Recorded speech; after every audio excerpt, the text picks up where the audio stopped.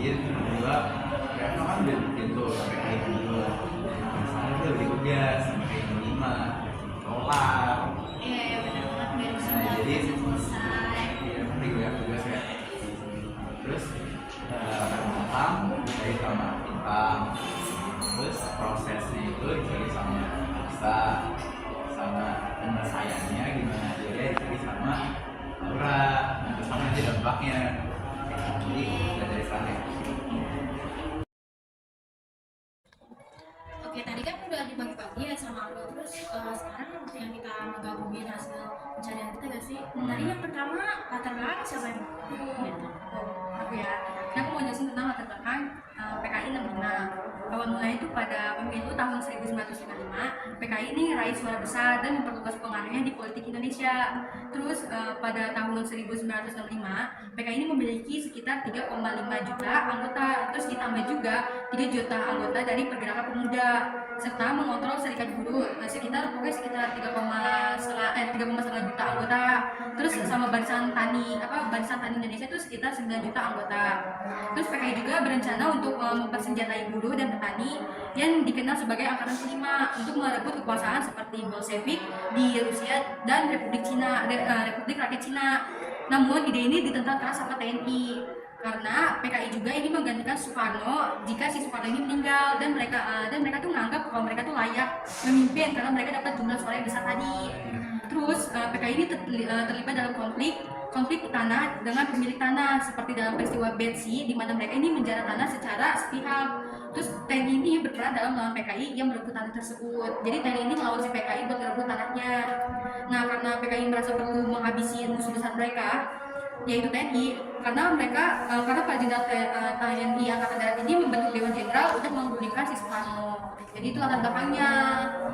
Tujuannya yang membuat menggulingkan Soekarno sih, biar mereka bisa jadi apa? Ya, menguasain. Kalau misalnya prosesnya gimana? Proses. Ya mereka memberontak gitu.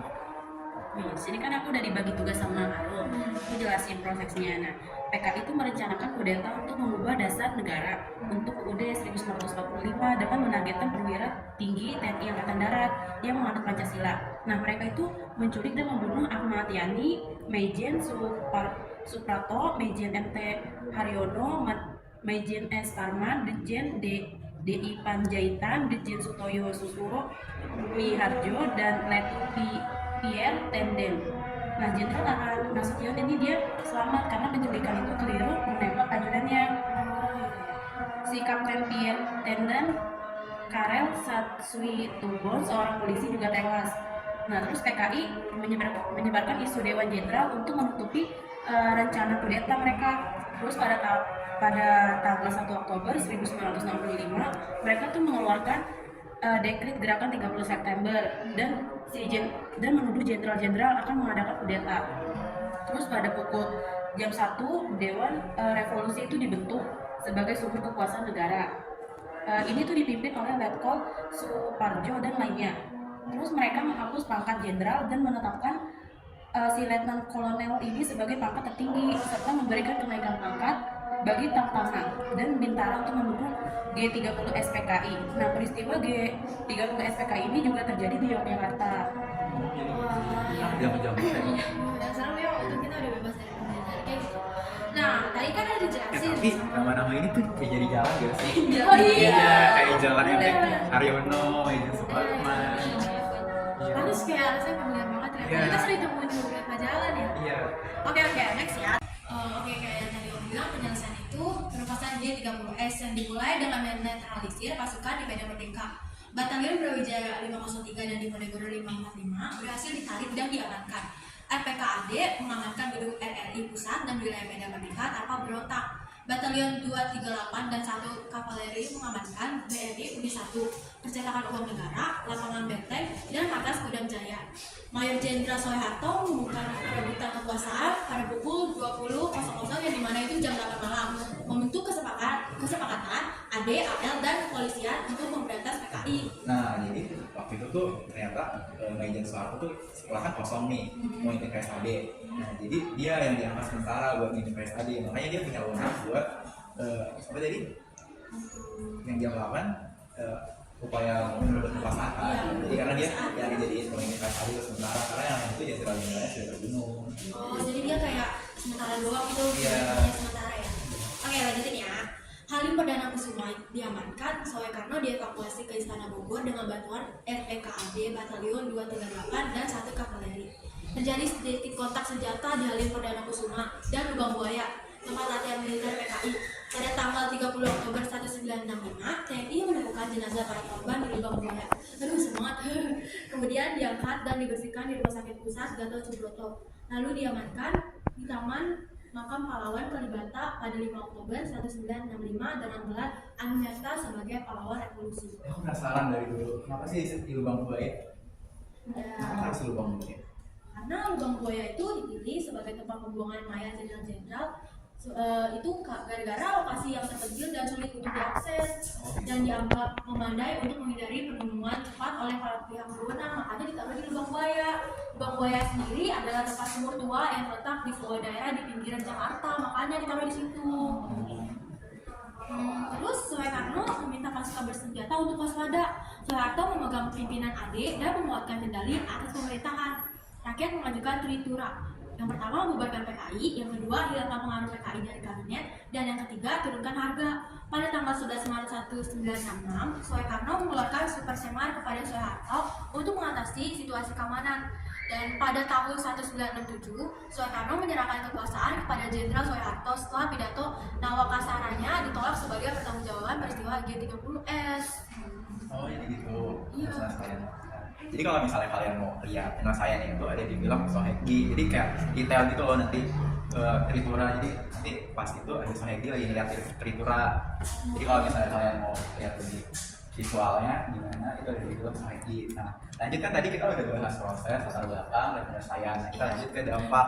Dampaknya itu ada satu, dampaknya perubahan kepemimpinan. Jadi setelah peristiwa ini akhirnya yang udah dijelasin tadi kan, Soekarno jatuh dan akhirnya diganti sama Soeharto akibat dari surat perintah 11 Maret. Jadi Soeharto itu habis itu jadi presiden selama 30 tahun dan mengawali era Orde Baru. Nah, setelah pembersihan PKI dan kudeta yang gagal, anggota PKI itu simpatisannya dibunuh habis-habisan. Nah, jadi di situ ada juga peristiwa sejarah, peristiwa kelam, tragedi pembunuhan simpatisan PKI di Bali. Terus selanjutnya ada represi politik. Setelah pemerintahan Orde Baru yang dipimpin Soeharto menerapkan kebijakan represif terhadap komunis dan kelompok-kelompok yang dianggap berseberangan terhadap pemerintahan Soeharto, kebebasan berekspresi dan hak asasi manusia seringkali dilanggar. Nah, selanjutnya ada stabilitas ekonomi. Setelah Soeharto berhasil memulihkan stabilitas ekonomi yang sempat kacau akibat ketidakstabilan politik. Namun pembangunan ekonomi ini juga disertai dengan korupsi dan kolusi yang merajalela. Nah, selanjutnya dampaknya ada pengaruh internasional. Peristiwa ini memperkuat posisi Indonesia sebagai sekutu Amerika Serikat yang tadinya Indonesia masih ada di posisi tengah-tengah antara Amerika Serikat sama Soviet. Nah, setelah itu komunis akhirnya hilang, jadi banyak ide-ide anti komunis, yang paham-paham anti komunis akhirnya berubah. Orang-orang komunis dan kita Iya, pengaruh internasional kayak yang kemarin Pak Abdul baru jelasin gak sih? iya, Yang dari sini tengah itu. Iya.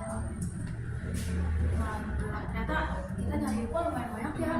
Benar-benar ternyata tuh dulu orang-orang kan kejam banget. Terus sekarang kita udah bebas dari penjajahan, kita bisa sekolah dengan bebas, bisa berpindah dengan bebas. Wah, Iya, kita selesai juga diskusinya. Berarti nanti kita juga jelasin ke Iya, kita nanti ada ya, mereka. Ayo kita ke mereka yuk. Ayo. Oke, ini kan berarti kita udah selesai semua ya diskusi Iya. ya PKI Madiun. Tadi kita udah diskusi latar belakang, proses sama akhirnya gimana. Oke, sekarang kita jelasin dulu ya dari PKI Madiun.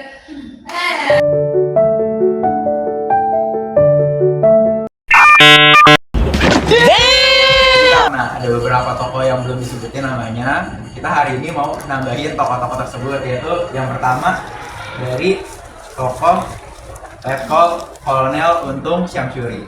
Oke, jadi Letnan Kolonel Untung Syamsuri adalah salah satu tokoh utama dalam pemberontakan gerakan 30 September atau yang bisa kita kenal G30 SPKI. Dia itu sebagai komandan batalion 1 Cakrabirawa, pasukan pengawal pribadi Presiden Soekarno, untuk memiliki akses yang sangat dekat dengan pusat kekuasaan. Dalam persiapan kudeta, untuk mengkoordinasi pasukan yang terdiri dari anggota Cakrawirawa dan beberapa unsur militer lainnya. Dia memastikan bahwa operasi ini direncanakan dengan cermat termasuk pembagian tugas untuk masing-masing unit yang terlibat. Pada malam 30 September, pasukan di bawah komandonya bergerak cepat untuk menangkap para jenderal.